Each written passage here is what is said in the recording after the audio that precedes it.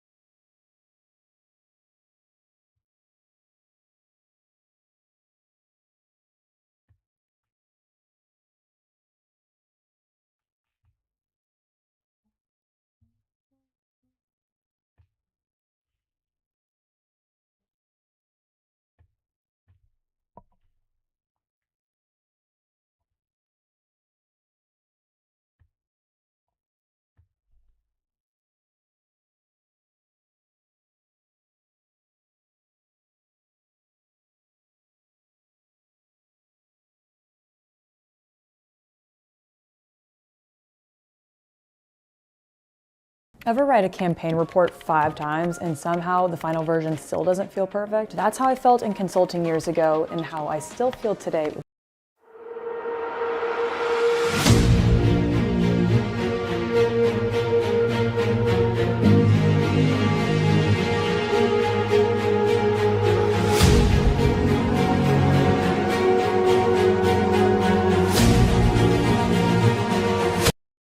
that are more generalizable. Generally, we have it could be a larger sample, it's more diverse, it's representative.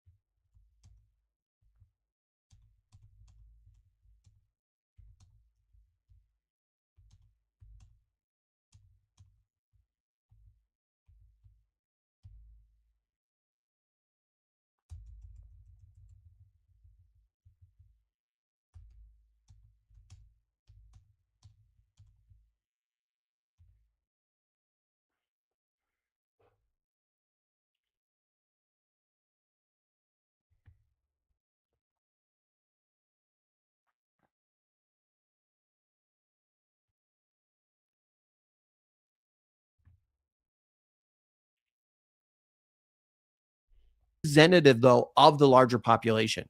You can't just put down like on the FRQ, oh, it's a large sample size, it's generalizable, or it's a small sample size. It's not. No, you need to have more information than that.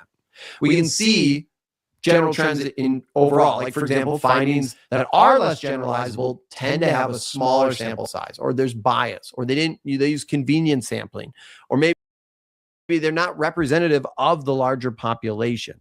So again, have an idea of this. Generalizability is this extent, but that study, those results can be actually applied to the broader population. Now, I have mentioned already these experiment and control groups. So have an idea of these. These are going to be important for our experiment. That experimental group, they're going to get the IV. The IV is that independent variable. The control group would not. And sometimes they might not get anything. Sometimes they might get a placebo. So the placebo there is that fake treatment. We give it to the control group. It looks identical to that real treatment. The goal is that they don't know. So people don't know there, and then that kind of removes some of the bias that could occur. And then we can measure and see, well, was there significance here? We'll look at the effect size, the statistical significance, which we'll talk about in just a second. So we'll get into those in just a little bit there. All right. I've already talked about this one a lot, so we're just going to kind of go through it and skip it. But random assignment, random selection, again, just try and make sure we're understanding these terms that are pretty similar. Again, we might see them on the AP exam. Terms get put together because they're trying to see, do you really know the difference between these? So that's why you keep hearing me talk about similar terms. And you're going to hear that for every unit. Because I want to make sure that those ones that are commonly mixed up, you don't mix up, because we want to make sure that we can rock this test. So again, random assignment, we have our two groups, randomly putting them in there. And then for selection, we're taking them out of the population. Selection, they're getting selected to be in our study. Assignment, they're getting put into it. All right. Now, one of the ways we can remove some bias is our single blind or double blind procedure. So remember with the single blind here, the researcher, the person doing it there, they know who's in which group, but the participants don't. So they don't know. This can help kind of reduce participant bias, where they think, oh, I'm in this one, I must act a certain way. On the other hand, we also have a double blind procedure, which would be that researcher who's conducting it, they don't know who's in which group, and then the people don't know. So maybe you have a third party that would be more privy to the information there, or like the analyst there, or at the end they'd be able to see. But this would help kind of cut down on experimenter bias or possibly also participant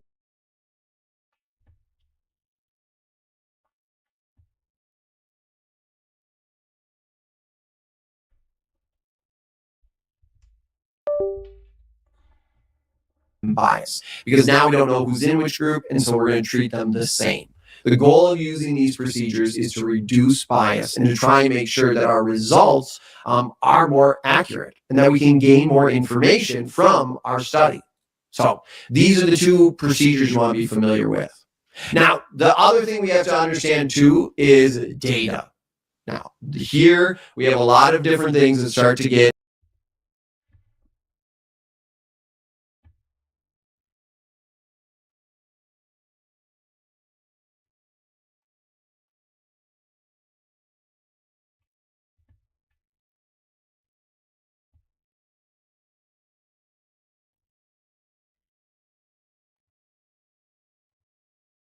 into the math component, but we'll ease into it. Some students love the data part. Other students, I realize, do not. But the first part is, what is the difference between qualitative and quantitative? So we're looking at qualitative and quantitative. And you know what? Let's also do Likert scale. These are the first three that we were going to talk about. Let's get a little interaction here. What do we got? What do we have here? Will you be able to watch this later? Yes. Yes, you will be able to watch this later. I'll make sure. Maybe I'll split it into two. So you have like 0 and 1. Yeah. All right. The math concept is fair enough there. Likert scale is a scale to demonstrate pain. It could be used for that. So as we're seeing that kind of from 1 to 10, correct? The Likert 1 to 10, yes. Quantitative numbers, yeah. Qualitative qualities, more perspectives, yeah. Perfect. So when we're looking at these are kind of categories that we're seeing. Agree or disagree to an extent, yeah. Likert scale generally is this survey. We're seeing these respondents, they're rating it from like a 1 to a 5 or a 1 to a 10. Again, quantitative here we're seeing would be an example of a Likert scale. This would be like test scores, reaction times. And then those qualitative measures are going to be non-numerical things. Those interviews, open-ended responses, or if we go back to like not naturalistic observations, we're just writing down what we see, what we perceive. We don't have like a factual number-based thing. Now, with our studies, realize we might have to make sure that we can have peer review and replication if we want to make sure that we can validate and have some validity here. And this is where those operational definitions come into play. Peer review is when we're having others actually read through our research before we publish it, like before it's published. And then we have replication too, which allows people to repeat it. And the more it gets repeated, if we keep getting similar results, that shows us, okay, there's something here. If everyone's trying to recreate our study though, and no one's getting the same results, they're all getting something different, it's kind of like a red flag. All right, with our ethics here, and we're gonna get into the math part in just a second, but since we're on this, we should quick hit a couple of the different ethics components. These are things too that you might see on that AAQ. Last year, you just had to identify it. This year, you have to identify and then you have to describe. You have to kind of talk about how it was used in the study. It shouldn't be that bad, but just realize there's kind of two parts now to this part of the AAQ. I'll put a couple of the different ethics you want to be familiar with on the screen here. These are a couple just to be familiar with. So informed consent and informed assent. Realize this is for minors. You still have to have the parents give consent, but the minors also have to give informed assent as well. And this is just because you're not of legal age yet. So both parties here still have to consent. It's not like, oh, if the minor agrees but the parent doesn't, that they would be able to be in there. So these are just a couple different things that you could have. You could also have to the IRB, like having an institutional review board. Should have had that one on there as well. There's a variety of different things to make sure that our studies, our experiments are ethical and are essentially treating people fairly and protecting their human dignity. All right. Another thing that could happen is deception. So sometimes we have to use some deception in a study. And this is because the research couldn't be done otherwise. I can't hear Mr. Sim.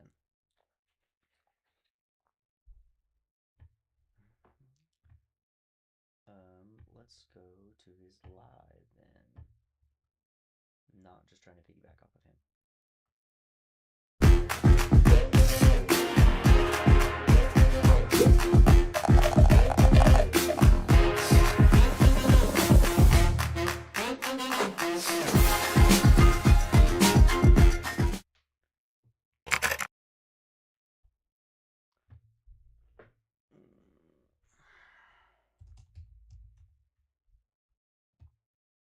But the working memory, we're talking about how we're temporarily holding this information and actively using it. So realize we have the central executive. Here is where we're directing our attention. It's managing the other parts of our working memory.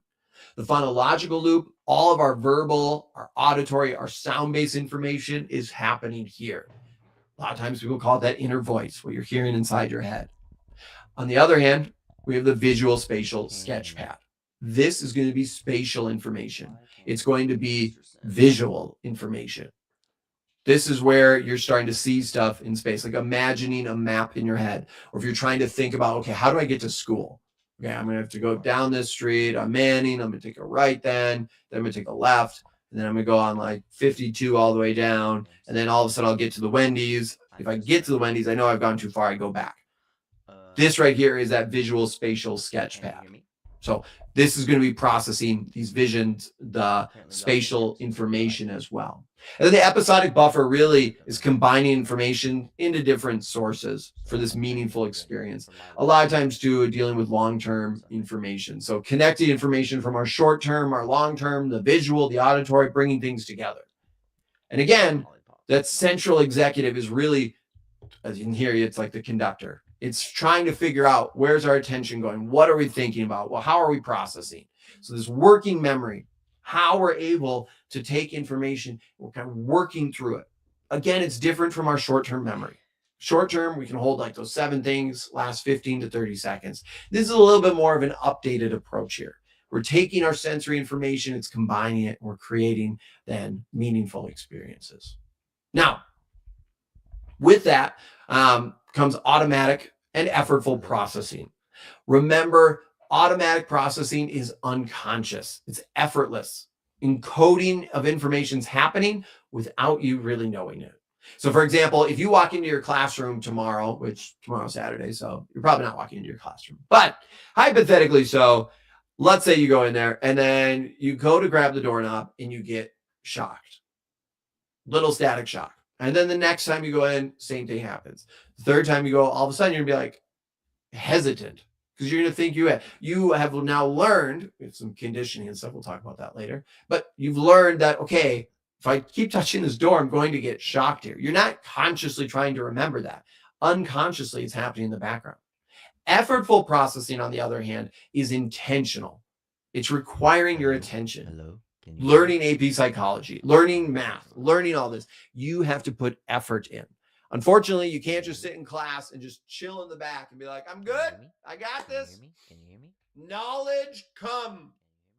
Nope, not going to work. We have effortful processing. We have to actually be thinking about this. And that gets us to our next model, the multi-store model. Should work. Here, what we're looking at is that memory is actually flowing through these different stages. We have our sensory, our short-term, and then our long-term. And I'll put it up on the screen so you can see it here. Let me know. Hopefully, again, it's making sense here. But at the start, you have your stimulus. It comes into this sensory memory. Remember, we have our conic and our echoic memory here. This is going to be that audio. This is going to be those visual sensory stuff. Fraction of a second, maybe 1 to 4 here. Super brief. Can you hear me now? We're not actually having like true encoding here. These red lines too are going to be our attention. One thing I want to point out, notice you need to have attention to be able to actually encode information. Oh no. So like if you're in class and you're louder? daydreaming, you're thinking about something else, if you're on your phone secretly, or even if you're watching like my videos or live stream, and if you're doing other things, you then are not going to have the best encoding because your attention is being split. Every time it's being split, you start to see issues in the encoding process. And we can see that here. Going from our sensory memory to short-term memory, we need to start focusing our attention. We need to focus on it. Now that's a priority, so it's now in our short-term. Eventually, we can do different encoding strategies. We'll talk about those in a second. Can you hear me now? Go into your long-term memory. Once it's in your long-term memory, eventually you could retrieve it. Again, we could also have arrows probably pointing down everywhere of like forgetting. Can you hear me now? Forgetting information over time. Again, memory can decay, and so it's never. Oh no! But this is our. It's dangerous that you can hear me. Okay. Memory. Now I need to be able to hear myself. For just a second about like maintenance rehearsal, elaborative rehearsal. We're gonna get into that. That would occur here if we're trying to keep things in this short-term memory. So have an idea that's going to kind of come back. But rehearsal, we're trying to keep things longer in that short-term memory. Once you stop, information's gone. So I always think about that, like when I'm talking about these. Let's see, we'll just put these up there. When I'm talking about like maintenance rehearsal, repeating it. I always did this in class. I wouldn't think. You have a test. I'm like, okay, I think these terms are going to be on it. So I think this vocab's on that test. I would study it right before, and then I just keep repeating it over and over and over in my head.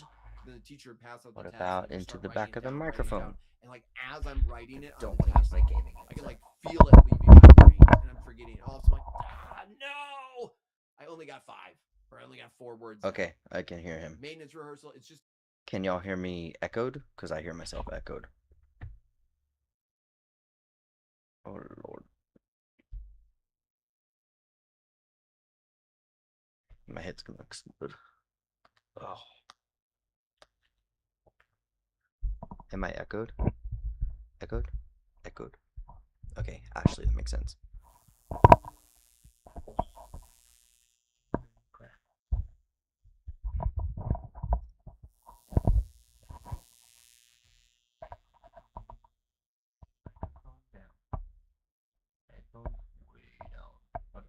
Can you hear me now? Can you hear me now? Can you hear me now? Okay, I'm glad I was normal for you. It was destroying my brain. Mic up just a little bit. Headphones up. Don't understand why the headphones have to be turned into the back of the mic. Okay, now let's see if I can hear Mr. Zen. Just keeping it there His live in review. your short-term memory. Now, elaborative rehearsal is How's where you're going to the try to learn balance things and when it of connects sound? to new information, connects our new information with existing knowledge. We're trying to make. Am these I too loud? Is connections he too loud? So it's easier for us to remember. It's like when I was in college, I was not good at a lot of the biology classes and chemistry that I had to do. A lot of the different things just sounded super foreign to me. So I'd connect things like Pokemon names. Weird sounding words, Pokemon, it all connected for me. That helped me remember stuff. Okay. We'll get more into encoding strategies in just a second, but elaborative rehearsal, realize we're connecting. Unfortunately, my phone is recording my face right now, so I can't text anybody. Knowledge, so it's easier for us to remember. If you do need help with any of these, again, Can't I got a hear ton of him practice that quizzes much. in the ultimate review packet. So if you're interested, by all means, you can check it out. I got memory challenge. Elaborative rehearsal, realize we're connecting this new information to meaningful experiences, knowledge, so it's easier for us to remember. If you do need help with any of these, again, I got a ton of practice quizzes in the ultimate review packet. So if you're interested, by all means, you can check it out. I got memory challenges. We have the working memory. I have a whole video on it that's just on there. It's not on YouTube. And then practice quizzes too. So you can practice these concepts. Take advantage of that testing. So it might be around that 2-hour mark. I'm hoping it's less. So I know it was long, but good evening. Good evening. Hello, everybody. How are we doing? Can you hear him Real now? quick too. Remember, we're going to do the little shout outs and stuff, but check I out turned the him guided down. notes if you haven't yet. Took me a little bit longer to get them up. I had to keep making them. So I finished them kind of midday, but hello. Maybe Yes. now? You remember. Awesome. So use those guided notes. They go along with the review. So we're going to start with unit 2 and then we'll go into unit 3. So we're doing both of those units. All right. Let me know now where are people from. We'll start off with that and then we're going to get right from into Texas this. and New York. Cool. Moving on. We've got this.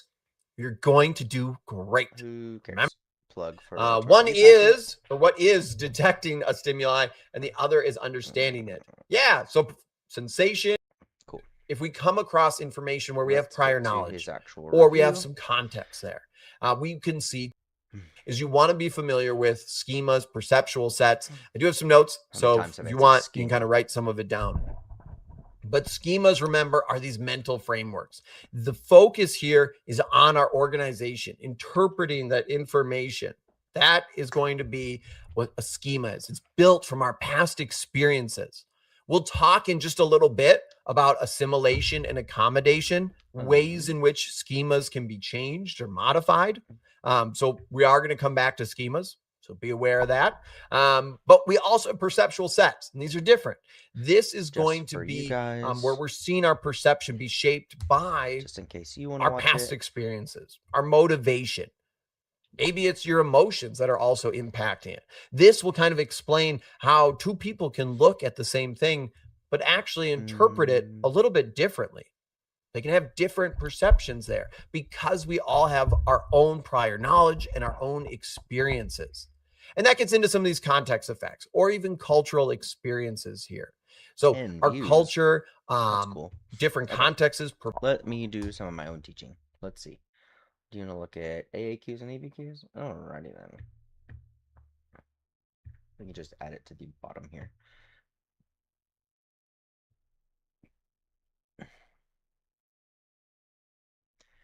Okay. This is mostly just practice for my own live stream, which is going to happen when it happens. Also, I'll probably be going to bed soon. Okay. All right. AAQ.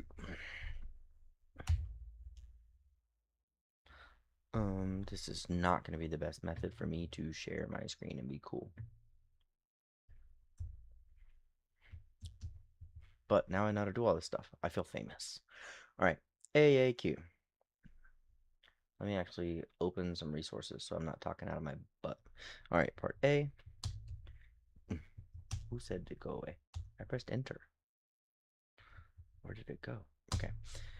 Part A of an AAQ.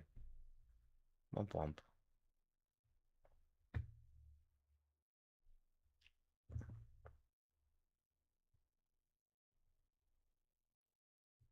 Also, if you're my kids, you're welcome to leave. You're not kidnapped to stay here. Nope, not that.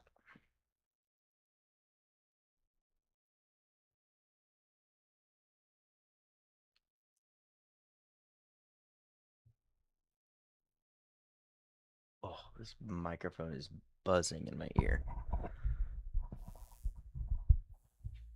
Oh, it's feedback. Cool. Somehow it's hearing itself.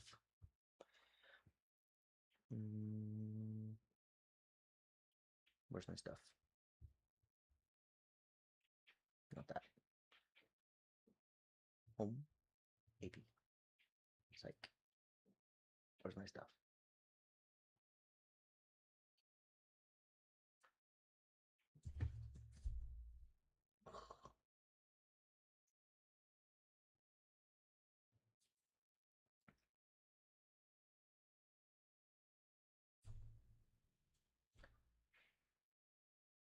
There we go. I'm going blind. Okay, how to EPQ, AAQ. Yes, this is stolen from somebody else. I can't give them credit. Okay. Point A. Method. So, research method. B is operational definition.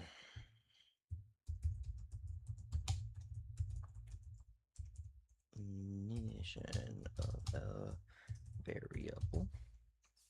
Part C. Oops, it already has a C. Point C. Stats. Stats. What happened in the experiment?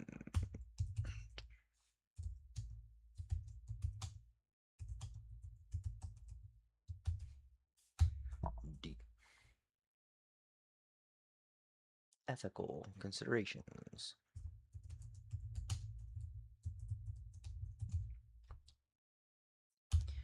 E is an elephant. Generalizability. Just say no.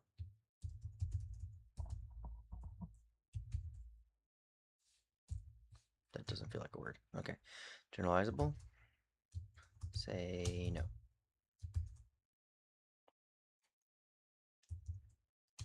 Say no. Then pick a group.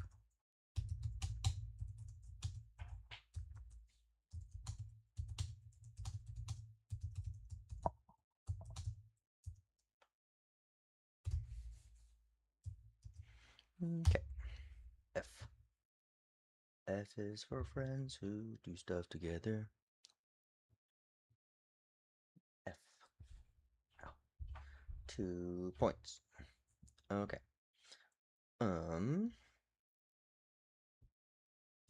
Hypothesis. True or not? Because of stats from part C. Anybody still there? 12 views, 1 viewer. Fun. Okay. AQ. Why the heck is that up there?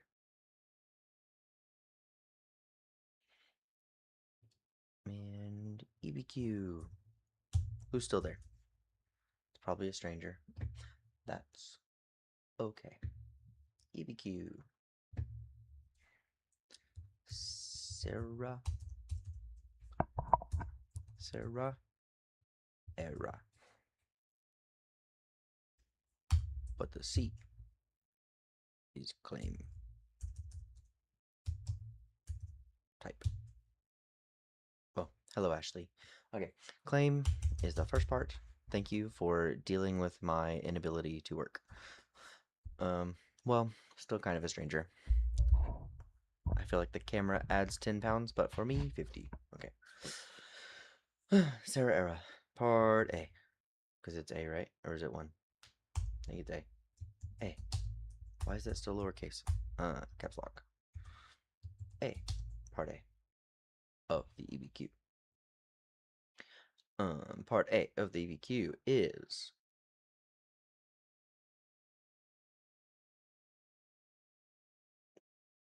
the claim. Claim. Clatham. Claim. Part B. 1. B1 is evidence. I need B2. Nice try. Well, I'm glad you have nothing else to do. I'm just practicing. I'm not even really going through this. I'm going to talk about it more on Sunday. Claim B1. B1. Can I go 1? 1. Sarah Era. A. Claim B. I don't want that. B. What is B? Is evidence. But this is evidence. I hate it here. B1. Evidence. 2. Ra. Reasoning. And application. We'll talk about why and how later. Okay. Evidence. Reasoning. And application. Again. But what does that mean? Okay. Claim. There.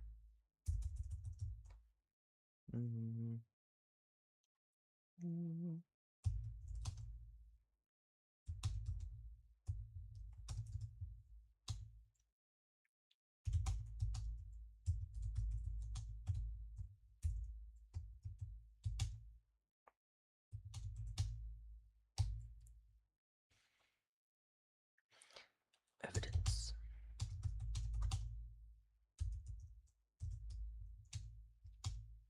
In source 1. Oh, yikes, that's small. Cool. Glad you can see now. Should have told me you couldn't see. I feel like I'm going to be horrible at live streaming. Mr. Sin is going to kick my butt in views. Okay. I also have no subscribers.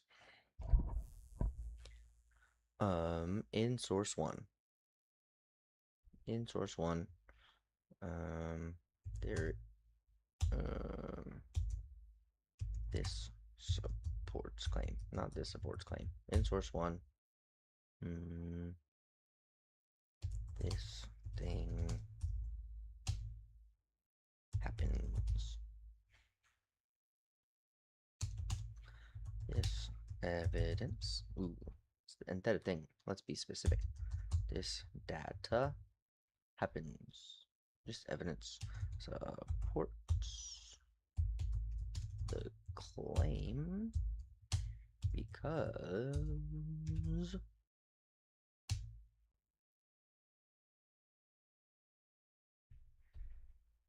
eventually I'll beat him. For sure.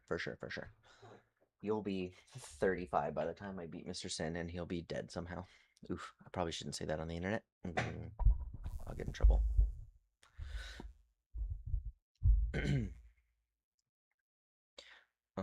Okay, this evidence supports the claim because, and let's look at other people's ways of saying it.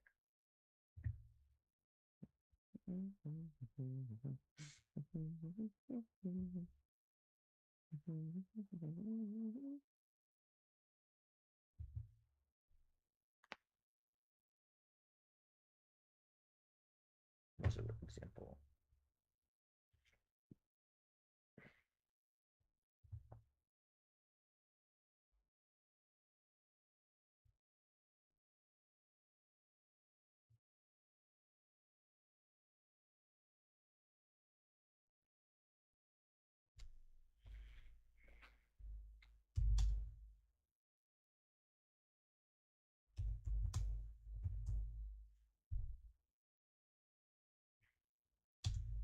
Oh, here we go. That occurred. This evidence supports the claim because this evidence supports the claim because EV keys are hard. My brain hurts.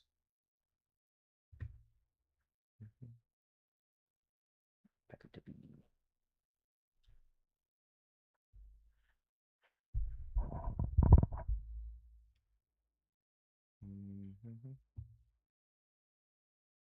Part A. Part B. Part B2.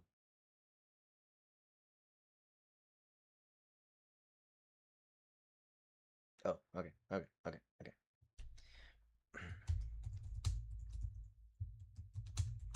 Okay, here we go.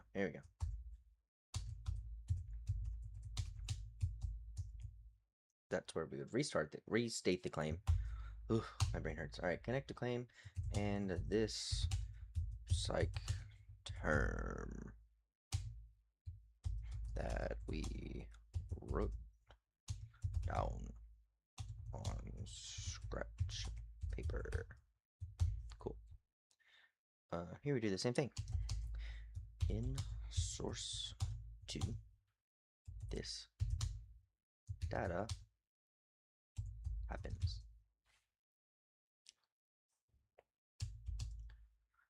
This evidence supports the claim because connect to claim. Go away. Connect to claim. And this psych term also from brain paper. Ta-da! Okay. Sarah era claim.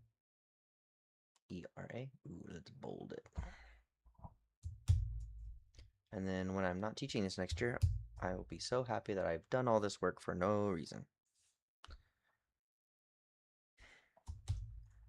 What the heck did I just do?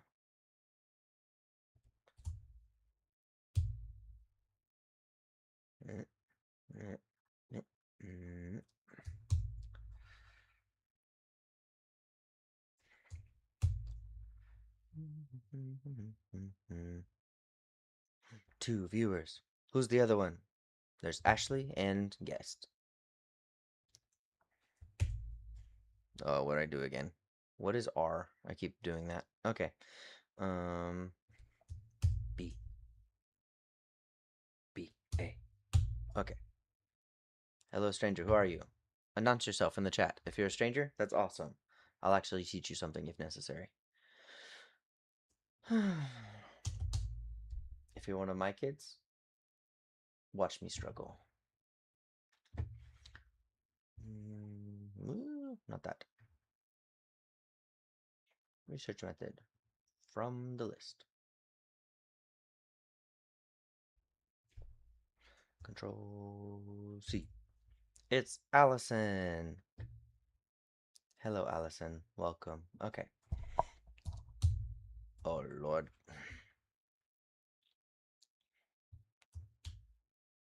Huh? Better. Better, but still horrible. I should have just typed them. I'm going to type them. Why is this still here? Experiment means cause and effect. Oy. How am I going to make this happen? These slides already exist. We can look at them. Okay. Let's talk through an AAQ. Allison and Ashley, you both matter. So let's talk about it. On an AAQ, which is, I think, the first of your 2 FRQs that you get, you are going to have these parts. Parts. Highlight something. Nope, not drag.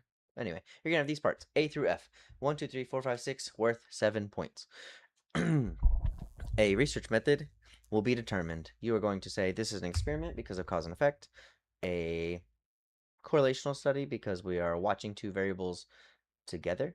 It could be a case study because we're following somebody. 3 viewers. Who's the 3rd one? Announce yourself. Okay. Research method will be determined by you. Cause and effect would be an experiment. A correlational study will be a if we are watching 2 variables and not manipulating them, trying to see how much they vary together.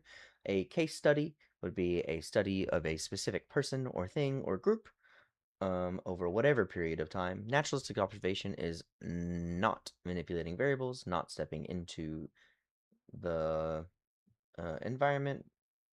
And then meta-analysis is a study of multiple studies all at once. So that's part A. That should be pretty obvious on your AAQ. Please, unless it's choosing between correlation and experiment, and I don't want to put that out there as an option, unless you're having to choose between those 2, I hope it's just an experiment and it's so clear that it's cause and effect that they're talking about. If you get it wrong, there's more ways to win your points. All right, operational definition. Operational definition is, someone tell me in the chat, what's operational definition? You should know by now. I'll give you 20 seconds. 19, 18, 17, 16, 15, 14, 13, 12, 11, 10. Don't Google it. 9, 8, 7, 6, 5. I can tell you're not paying attention. 4, 3, 2, 1. Ugh, I have to type it. What is measured and how? All right. If we're doing a dependent variable, if we have a dependent variable, we are going to say how it is measured. How are we going to prove whether something was successful when introduced, right? When our independent variable is introduced, because it's our introduced variable. Oh, yes. So it can be replicated, and that's okay. And there's probably lag between me talking and I know. Well, it doesn't announce that it's been chatted when it shows up over there. You're doing wonderful. There's a lag. I move my mouse and I see it move later. Okay. What is measured and how? For replication is definitely the main point why it exists. Alrighty then. All right. Stats. So this is where you go straight to the results section and you say this is what happened in the experiment. Sometimes it'll have to do with the statistical significance of the data, which just means, was it on accident or was there a chance that it happened via chance? So you have to say what that means. If it says that it's not statistically significant, then your job, if it says that it's not statistically significant, then your job is to say that it's not statistically significant, and that means that it could have happened by chance. If the data is statistically significant, they will tell you whether it's statistically significant or not. If it is statistically significant, then you say that it could not have happened by chance, therefore it's real. Ethical considerations, we have 4. I did them in my slides. Should be, not that one, not that one, not that one. Here. Wait, oh crap. It's up here. It's one of those. We'll stay down here. All right, ethical considerations. There's 4 choices. Can anyone in the chat name one of the choices that we have for ethical considerations? I'll drink water.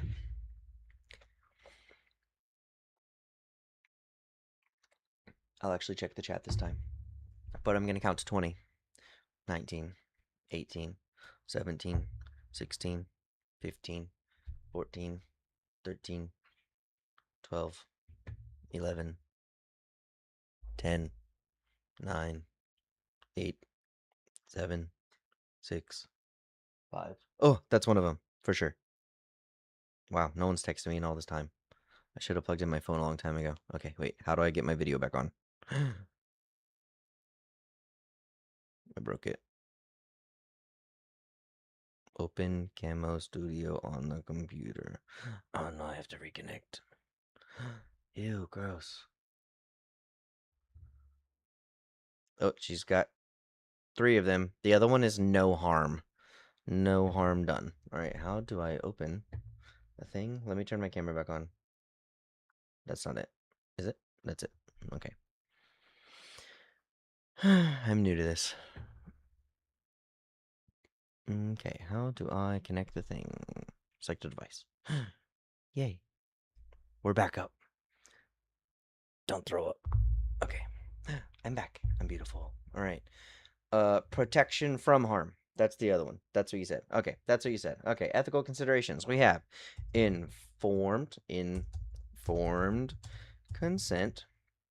We have what else did you say? Confidentiality. Confidentiality. My screen's just turned into no blue light mode so that I can go to sleep here in a couple minutes. Confidentiality. We have debriefing and no harm. So I'm going to say no harm and then debriefing because debriefing happens at the end. Debriefing. All right. These are our 4 options for ethical considerations. And all you have to do is identify which one of them is in the article that you have to read, because article analysis question. We're going to put that up here.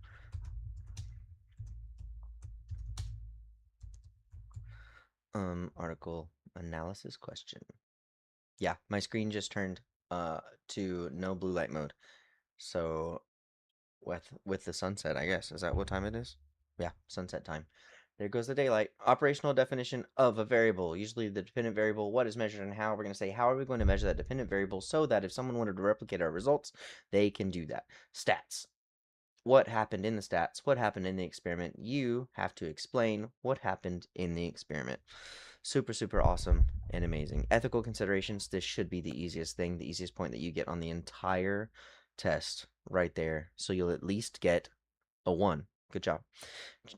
Generalizable. Say no. Say no to it being generalizable and then find some way. If it is 70% women in this study, then it is not going to be generalizable to men.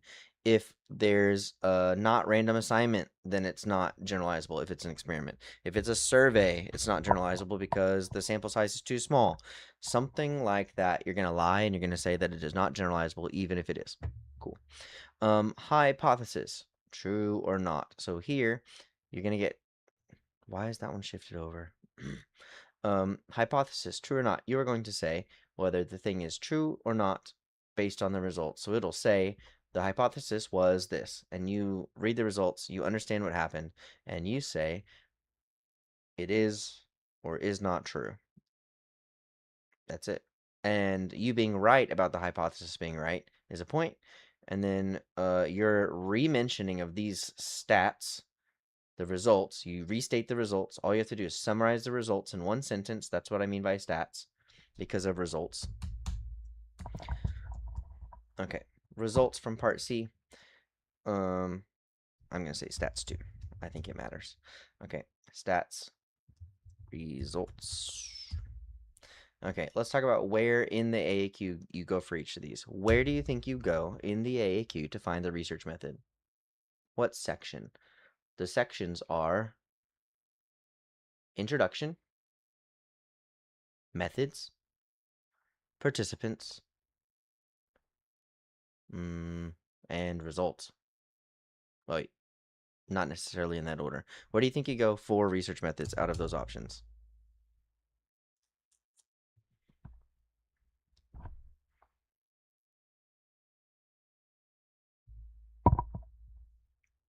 Probably the methods section. Do I need to do ASMR teacher here? Okay, operational definition of a variable, what is measured and how, is also probably going to be in the methods section. One viewer. Everyone left. 17 different people. Cool. Methods or results? Research method? Yeah, especially if they're saying the effect of this on that, which is what we're going to find. It also might be in the introduction, especially if it's an experiment. If it's an experiment, we'll find it in the introduction. Because in the introduction, they will say researchers were interested in studying the effect of blank on blank.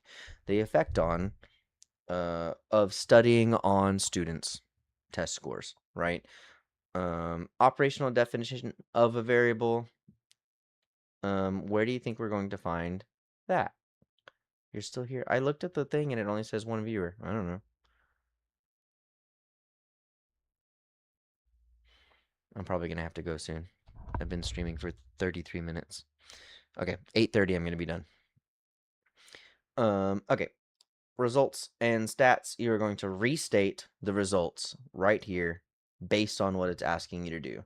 So for example, I would go to College Board, but I think I'd actually get in trouble for going to College Board. Statistics. Mean, median, mode. You describe what happened with that data. What does that data mean? And sometimes it'll say statistical significance. Sometimes it will say, what does that mean? Pun intended.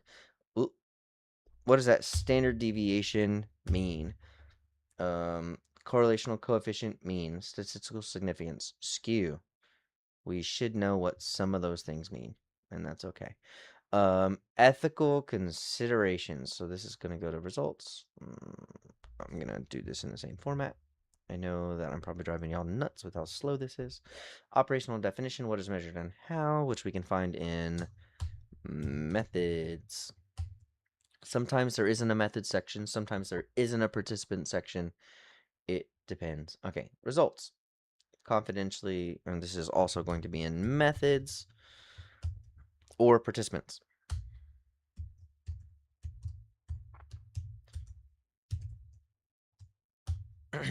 All right. I like to capitalize things, and I'm wasting my own time. Okay. Generalizable. This is going to be in participants or results. Because they say how they are selected. Or you look at the data and it says men or women. And if it says men or women, then you get to look at what the ratios of those things are. And if the ratio is off, or the races are off, or if anything stands out about that data, you can say that it does not apply to whoever is less included. So if it's only young people, you can say that it does not apply to old people.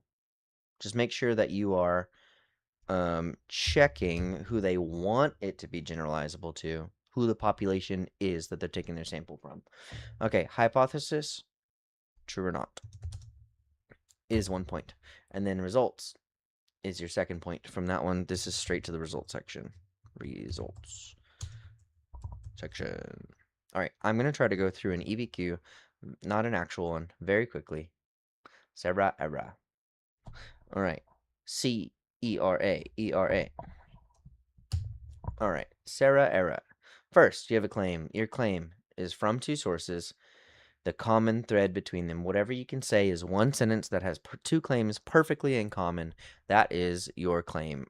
And it is pretty vague because you're going to provide all your evidence and reasoning down here. Do not type too much when you do it. Each one of these is going to be a different box. If you answer them all in the same box, I will find you. Okay? And I'm not going to say nice things to you. Okay. E is for evidence. Right, you are going to say, in source 1, this thing happens.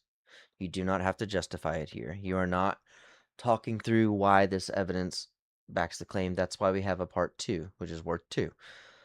Okay, so you should get these just by being a person who knows how to read. Reasoning and application, this is where you actually have to know what happened. So this is where we're going to say, this evidence supports this claim. And then you just kind of work your sentence together to say, to make that make sense. And then you're going to say, because of this term, I said that social facilitation always works. Operant conditioning always works. Ooh, let's add that in here. Terms to use. Terms to use. Perspectives. Perspectives hand. Perspectives hand. Social facilitation. Perspectives hand. Social. Just say that you're still here in the chat real quick, just so I know that you're still alive. I'm leaving in 4 minutes. Okay. Social facilitation. Perspectives hand. After social facilitation, we have operant conditioning. Of course. Operant conditioning. We always have I think that Yerkes Dodson law always kind of works. Okay, you're still alive. Good. Perspectives hand, social facilitation, operant conditioning, Yerkes Dodson law. And you just say, according to the perspective of psychodynamic psychoanalytic, these people performed poorly because sometime in their past something bad happened, which doesn't feel like science, but it is. Okay, according to them. If you hear other noises, I have a dog in here with me. Terms to use, perspectives hand, social facilitation, operant conditioning, Yerkes Dodson law. No. Dang it. I messed up. I don't know what happened.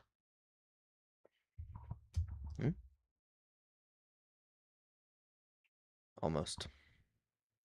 I need a seat. Nope, not like that. This is horrible. Yeah. I did it. I'm a genius. Not like that. Ta-da. Okay. These are things that will always apply. Always apply. Cool. All right. Perspectives hand, social facilitation, operant conditioning, Yerkes Dodson law, I think will always apply to every single FRQ, EBQ question ever. You can always use something from data that explains the data specifically and how the data was measured. You can use something like random assignment if it's there and it's not already a word that's given to you. Things that make it objective. You can say, I think it might be a stretch to do like double blind or something. I wouldn't do random assignment. I think that's too vague.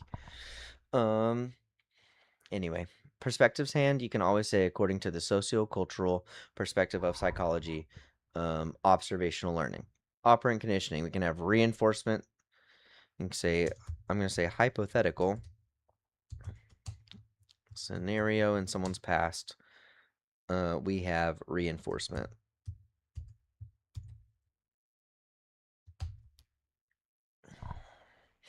Or we have punishment. So if people perform poorly on something, you can say that sometime in their past, their behavior was shaped, like shaping. Which is what we did with our experiment where the person stands in the corner. Cool. I'll go over these again, and maybe I can extract one from College Board to use for one of the actual live streams. I don't want to be live streaming for 3 hours when I do it next time, but I will go over specific units for anybody who needs to see them. Between now and then, I'll probably post a video of me doing world history stuff. I know it's too little too late for you guys, but I will probably post a video of one of those before the next time. All right. Well, I'm going to be done for the night. Don't forget to study. You still have an hour and a half before bedtime. Maybe. Depending on who you are. If your parents love you or not. I figured out how to live stream. Okay, bye.